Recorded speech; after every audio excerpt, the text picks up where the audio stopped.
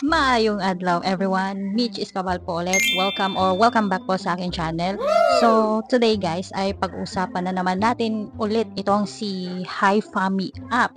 Siyempre pag-uusapan natin ang isa sa mga paboritong feature to sa app na to, si Butler. But of course guys, hindi lang puro good vibes ang sasabihin ko sa inyo ngayon. Siyempre itatopic din natin today yung real talk about kay HiFami app. Mga downsides ni HiFami app na dapat niyong malaman bago kayo ma-hook.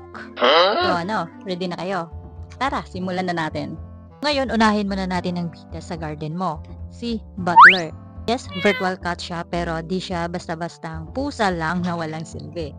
Kapag na-activate mo si Butler, na nagkakahalaga ng 1,999 coins, hindi ka na mananakawan ng ibang users.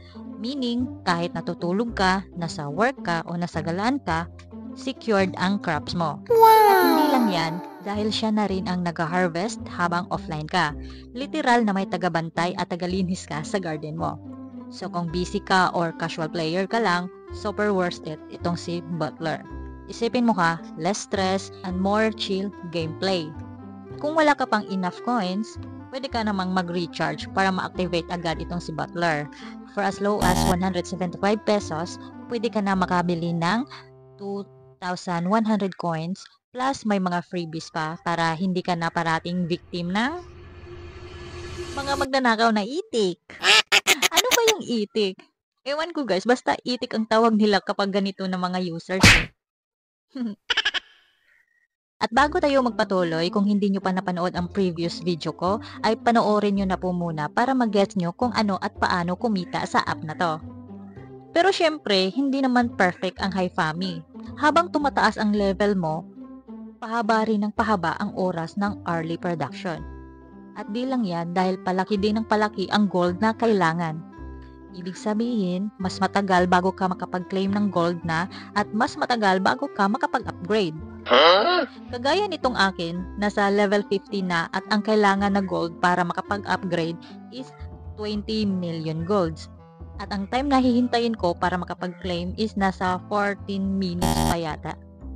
Kaya kung ikaw, yung tipo na gusto ng mabilisang progress, medyo maiinip ka rito. Totoo nga, parang pag-ibig lang, sa umpisa lang masaya. Pero kung willing kang maghintay, true love din ang ending. Cash out. Next, downside. Kung hindi mo i-activate si Butler, madalas kang mananakawan. Yes mga best, lalo na kung newbie ka pa lang, may mga itik na mag-a-add sa'yo as playmates. Kunwari, friendly, pero ang totoo, naghahanap lang ng biktima. Kala nila di mo pa alam ang mga mechanics, so boom! Nawala ang crops mo habang busy ka sa buhay. Kasi nga, ini-steal nila. Kaya ngayon na napanood mo na tong video na to, so may idea ka na ha? Hindi ka na inosente. Ngayon, kung ayaw mo munang bumili ng coins for Butler, okay lang naman. Pero ito ang tip ko, bantayan mo palagi ang garden mo. Kung ayaw mong pagsamantalahan ng mga magnanakaw, dapat alerto ka. Check mo palagi, harvest agad. Huwag hayaang naka-display lang ang crops mo sa open field.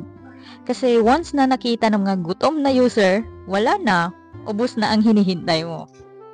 So, ayun na nga guys, sa totoo lang, maganda naman talaga ang HiFami. Nakakatuwa, may sense of progress, and exciting ang concept. But habang tumatagal nga, kailangan mo ng patience at ng tamang strategy, like activating Butler. Kung ayaw mong manakawan, kung gusto mong chill lang sa gameplay, go for it.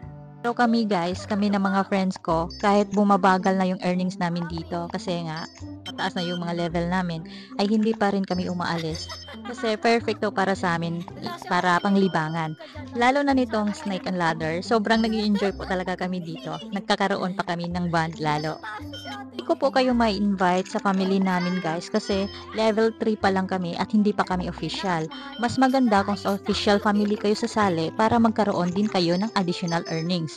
At kung nagustuhan mo itong video, don't forget to like, share, and subscribe. At yes guys, i-share mo na rin talaga to sa mga ka-HiFami mo dyan na palaging hinanakawan. Until next time, keep growing, keep harvesting, at tandaan, hindi man mabilis, darating din tayo sa cash out. Peace out mga ka-garden!